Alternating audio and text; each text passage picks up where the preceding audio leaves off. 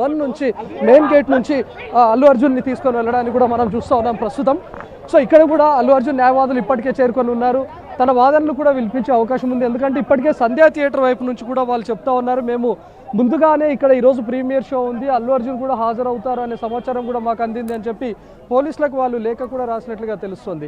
ఎప్పుడైతే సంధ్యా థియేటర్ నుంచి లేఖ రాసిన తర్వాతనే పోలీసులు అక్కడికి చేరుకోవడం, అదనంగా అక్కడ భద్రతను కల్పించాం అనే విషయాన్ని కూడా సంధ్యా థియేటర్ యాజమాన్యము ప్రస్తావిస్తుంది. సో ఇప్పుడు ఉన్నటువంటి పరిస్థితుల్లో అల్లు అర్జున్ అక్కడికి ప్రీమియర్ షోకి వెళ్తున్నటువంటి విషయాన్ని అటు పోలీసులకు కానీ లేకపోతే సంధ్యా థియేటర్ యాజమానికి కూడా చెప్పలేదు. కాబట్టి అల్లు అర్జున్ చూడడానికి పెద్ద ఎత్తున అక్కడ మోహరించారు. అదేవిధంగా వాళ్ళ అభిమానులు పెద్ద ఎత్తున చేరుకున్నారు.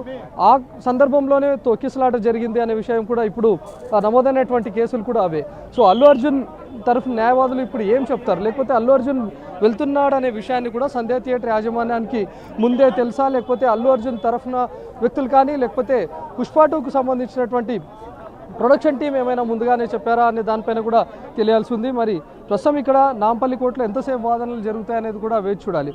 ఇన్ కేసు ఇప్పుడు పెట్టినటువంటి సెక్షన్లు కూడా అందులో ఒకటి 105 సెక్షన్ నాన్ బెయిలబుల్గా ఉంది. కాబట్టి ఆ సెక్షన్ అప్లికేబుల్ అవుతుందా లేదా అనే దానిపైన కూడా నాంపల్లి కోర్టు పరిశీలిస్తుంది. దానిపైన వాదనలు కూడా జరిగే అవకాశం ఉంది. ఎందుకంటే అల్లు అర్జున్ తరఫున న్యాయవాదులు కూడా చెప్తా ఉన్నారు, ముందుగా తను అక్కడికి వెళ్ళినప్పుడు బౌన్సర్ల ద్వారానే వెళ్ళారు, అక్కడ ఎలాంటి తోపలేదు.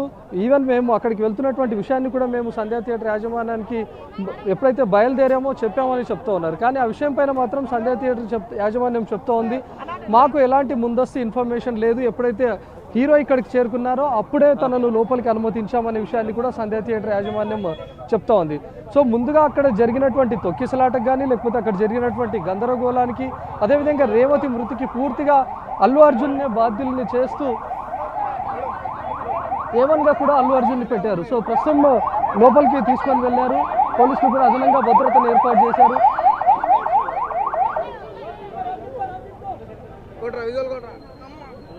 ముఖ్యంగా ఇప్పుడు జరిగేటటువంటి వాదనలు కూడా 105నే జరిగే అవకాశం ఉంటుంది. ఎందుకంటే అది నాన్ బెయిలబుల్ సెక్షన్గా ఉంది. ఒకవేళ ప్రూవ్ అయితే మాత్రం 10 ఏళ్ల జైలు శిక్ష పడే అవకాశం కూడా ఉంటుంది. కాబట్టి ఖచ్చితంగా ఈ సెక్షన్ అప్లికేబుల్ అవుతుందా లేదా అనేది ఇప్పుడు ఉత్కంఠగా మారిపోయింది. ఇన్ కేసు ఆ సెక్షన్ అప్లికేబుల్ పైన వాదనలు జరిగే అవకాశం కూడా ఉంది. ఎందుకంటే అక్కడికి వచ్చినటువంటి అల్లు అర్జున్ ప్రతిసారి కూడా ఇలాంటి సినిమాలు రిలీజ్ అయినా కూడా హీరో రావడం కామన్. అదేవిధంగా సంధ్యా థియేటర్కి వచ్చి అటు ఫ్యామిలీ మెంబర్స్తో కానీ లేకపోతే మూవీ టీంతో కలిసి అక్కడ సినిమాలు చూడడం కామన్గానే ఉంటుంది. పెద్ద ఎత్తున అభిమానులు కూడా చేరుకోవడం కూడా కామన్గానే ఉంటుంది. కానీ అల్లు అర్జున్ వస్తున్నటువంటి విషయాన్ని ముందుగా ప్రస్తావించడమో లేకపోతే తను అన్ప్లాన్డ్గా అన్సడన్గా తను ప్లాన్ చేసుకున్నా కూడా నేను సినిమాకు చూడడానికి వస్తున్నాను ప్రీమియర్ షో అని చెప్పి సంధ్యా థియేటర్ యాజమాన్యానికి కూడా చెప్పాల్సినటువంటి అవసరం ఉండేది.